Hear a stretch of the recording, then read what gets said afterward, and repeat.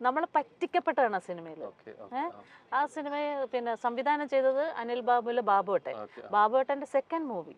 First movie Anagha, നവാഗത സംവിധായകൻ award വാങ്ങിച്ച പടം. പാർവതിയും നെടുമുടി ചേട്ടനും കൂടെ അഭിനയിച്ച പടം. ഹരിഹരൻ സാറിന്റെ വർഷങ്ങളോളം അസോസിയേറ്റ് ആയിരുന്നത്.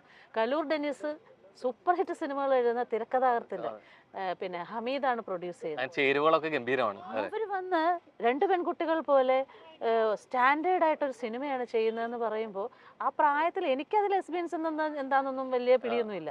നമ്മളെ അങ്ങ് പെടുത്ത് ഭയങ്കര. അപ്പം നമ്മൾ നോക്കുമ്പോൾ ശരിയാണ്, ബാപ്പിയൊക്കെ പറഞ്ഞത് നല്ല സിനിമ.